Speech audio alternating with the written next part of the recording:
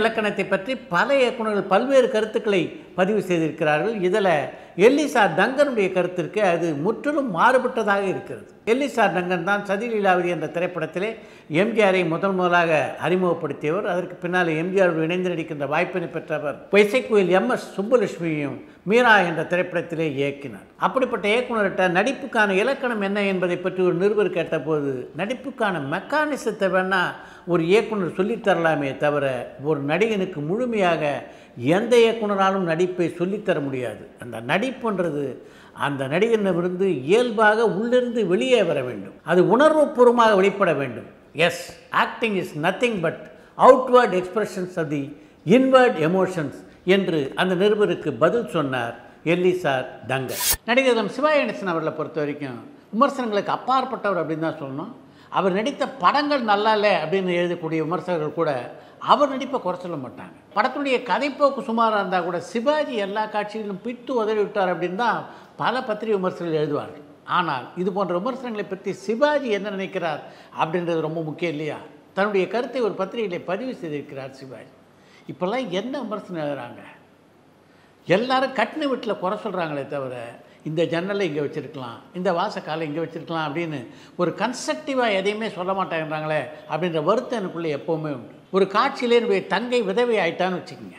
வெளியூர்லேருந்து வர்றேன்னா என் தங்கச்சி விதவையாக இருக்கிறத பார்க்குறேன், அவங்கள கட்டி பிடிச்சி அழறேன், எனக்கு அழணும்னு தோணுது, அழறேன். அந்த காட்சிக்கு விமர்சனம் எழுதுகின்றவர்கள் வெளியூர்லேருந்து வர்ற சிவாஜிக்கு அப்போ தான் தெரியுது தன்னுடைய தங்கச்சி விதவைன்னு. அதை பார்த்த உடனே மயக்கம் போட்டு விழ வேண்டாமா அப்படின்னு எழுதினாங்கன்னா அது ஆக்கப்பூர்வமான விமர்சனம். ஆனால் அது போன்ற ஆக்கப்பூர்வமான விமர்சனங்களை எங்கே பார்க்க முடியுது என்று தன்னுடைய வருத்தத்தை பதிவு செய்திருக்கிறார் சிவாஜி. சினிமா உலகம் அப்படின்னு மட்டும் இல்லை, பொதுவாகவே பார்த்திங்கன்னா சில சந்திப்புகள் பல கேள்விகளை எழுப்பிடும். அப்படி ஒரு சந்திப்பை பற்றி தான் இப்போ நான் உங்களுக்கு சொல்ல போகிறேன். சின்னப்ப தேவர் தொடர்ந்து எம்ஜிஆரை விட்டு படம் எடுத்து கொண்டிருந்த ஒரு காலகட்டம் அது. அப்போ எம்ஜிஆருடைய படங்கள் மிகப்பெரிய வெற்றி படங்களாக ஓடிக்கொண்டிருந்தன.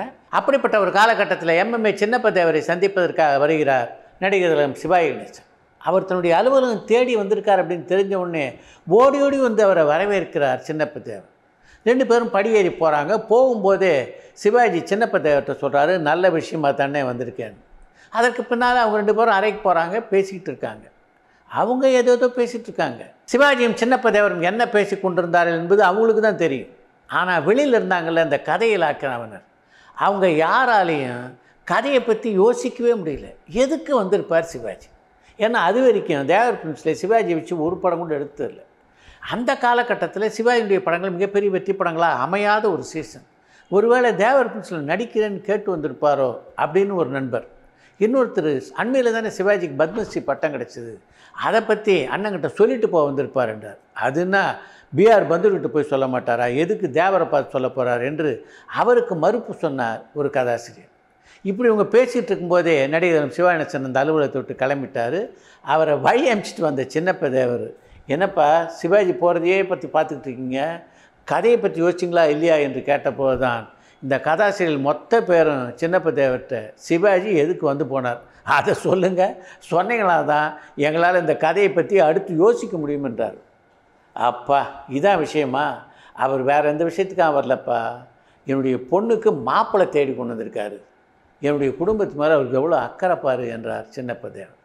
அப்படி அந்த குடும்பத்துக்காக நடிகர் சிவாஜி கணேசன் தேடி கொடுத்த மாப்பிள்ளை தான் தியாகராஜன். அவர் தான் சின்னப்ப தேவருடைய மாப்பிள்ளையாக அமைந்தார். மக்கள் கலைஞர் ஜெய்சங்கர், கவிஞர் Kannadasan, super lady star Nayanthara ஆகிய மூவருக்கும் இருக்கின்ற ஒரு ஒற்றுமையை தான் இன்றைக்கி உங்களோடு நான் பகிர்ந்து கொள்ளப் போகிறேன்.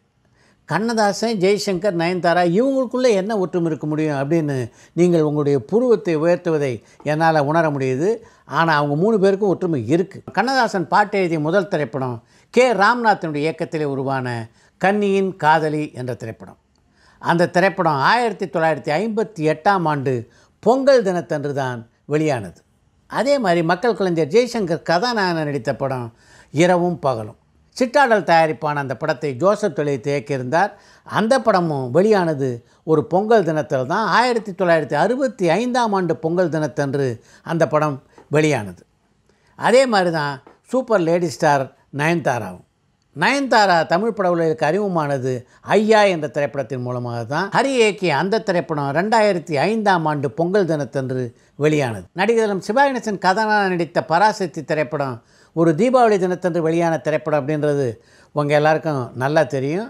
சிவாஜி தீபாவளி ஸ்டார்னா ஜெய்சங்கர், கண்ணதாசன், நயன்தாரா எல்லாரும் பொங்கல் ஸ்டார். தமிழ் சினிமா உலகின் முதல் கதாநாயகின்னா சினிமா ராணி என்று தமிழ் திரையுலகினரால் கொண்டாடப்பட்ட டிபி ராஜலட்சுமி தான். டிபி ராஜலட்சுமி பொறுத்த வரைக்கும் அவர் முதல் கதாநாயகி மட்டும் இல்லை, தமிழ் சினிமாவின் முதல் பெண் தயாரிப்பாளர், தமிழ் சினிமாவின் முதல் பெண் இயக்குனர் போன்ற பல சிறப்புகள் அவருக்கு உண்டு. தமிழ் சினிமா உலகிலே பல திரைப்படங்களே கதாநாயகியாக நடித்து அதற்கு பின்னாலே பல படங்களை இயக்கிய டிபி ராஜலட்சுமி ஒரு காலகட்டத்தில் பொருளாதார ரீதியாக மிகப்பெரிய கஷ்டத்தை சந்தித்தார் என்றால் அதுக்கு மிக முக்கியமான காரணம் அவர் தயாரித்த திரைப்படங்களுடைய தோல்வி தான். பல நடிகர்களை பற்றி நம்ம ஏற்கனவே இந்த நிகழ்ச்சியில் சொல்லியிருக்கோம். அவங்க பண கஷ்டத்துக்கு ஆளானதுன்னு பார்த்திங்கன்னா அவர்கள் தயாரித்த சொந்த தயாரிப்புகளால் தான். அப்படிப்பட்ட ராஜலட்சுமிக்கு 1961ஆம் ஆண்டு கலைமாமணி விருது வழங்கப்பட்டது. அந்த விருது வழங்கப்பட்ட போது அந்த விருதை போய் வாங்கி கொண்டு திரும்புவதற்கு ஒரு கார் கூட இல்லாத நிலையிலே இருந்தார் டிபி ராஜலட்சுமி. இந்த தகவல் எம்ஜிஆருக்கு போகிறது. எம்ஜிஆருடைய மனிதாபிமானத்தை பாருங்கள். உடனடியாக ராஜலட்சுமிக்கு தொடர்பு கொண்டு நீங்கள் அந்த அரங்குக்கு போய் அந்த விருதை வாங்கவும் வாங்கி கொண்டு உங்களுடைய வீடு திரும்பவும் நான் காரை அனுப்பி வைக்கிறேன் என்று சொல்லி டிபி ராஜலட்சுமிக்கு காரை அனுப்பி வைத்தாராம் புரட்சித் தலைவர் எம்ஜிஆர். இன்றைக்கும் மக்கள் மனதிலே எம்ஜிஆர் வாழ்ந்து கொண்டிருக்கிறார் என்றால் அதுக்கு மிக முக்கியமான காரணம் இது போன்ற அவருடைய செயல்கள் தான். சூப்பர் ஸ்டார் ரஜினிகாந்த் கதாநாயகனாக நடிக்க அவருக்கு ஜோடியாக ராதாவும் நதியாவும் நடித்த திரைப்படம் தான் ராஜாஜி ராஜா என்ற திரைப்படம். இளையராஜாவுக்காக ரஜினிகாந்த் நடித்து கொடுத்த திரைப்படம் தான் அது. இளையராஜாவுடைய சகோதரரான பாஸ்கருடைய பெயரில் அந்த படம் உருவாகி வெளியானது. மிகப்பெரிய வெற்றி படமாக அமைந்த அந்த படத்தை இயக்கியவர் ஆர் சுந்தரராஜன் என்பது உங்கள் எல்லாருக்கும் நல்லா தெரியும். ஆனால் முதல்ல அவர் அந்த படத்தை இயக்குவதாக இல்லை. இளையராஜாவுக்கு மிகவும் பிடித்த கதாசிரியர் கலைமணி. அந்த காலகட்டத்தில் கலைமணி ஒரு திரைப்படங்களை இயக்கியும் இருந்தார். அதனால் ரஜினிகாந்த் படத்தை அவரே இயக்கினா நல்லாயிருக்கும் அப்படின்னு இளையராஜா ஆசைப்பட்டார். கலைமணியும் ரஜினிகாந்தை சந்தித்து கதையை சொன்னார். கதைக்கு அவர் வச்சிருந்த பெயர் ராஜாஜி ராஜா. சில நாட்களுக்கு பின்னால் அந்த படத்தை பற்றி பேச்சே இல்லை. அதற்கு பின்னாலே பீட்டர் செல்குமார் என்ற கதாசிரியர் ரஜினிகாந்தை சந்தித்து கதை சொல்லியிருப்பதாகவும் அவர் தான் படத்தை இயக்கப் போகிறார் என்றும் செய்திகள் வெளியாகின. ஆனால் அதுவும் நடக்கலை. அதற்கு பின்னாலே அந்த படத்தை இயக்குவதற்காக தேர்வு செய்யப்பட்டவர் தான் ஆர் சுந்தரராஜன். இப்படி அந்த படத்துக்கு இயக்குனர் மாறிக்கொண்டிருந்தாலும் அந்த படத்துக்கு கலைமணி வச்சார் இல்லை, அந்த பெயர் மட்டும் மாறவே இல்லை. அதுதான் அந்த படத்துடைய பெயராக அமைந்தது. அந்த பெயர் தான் ராஜாதி ராஜா.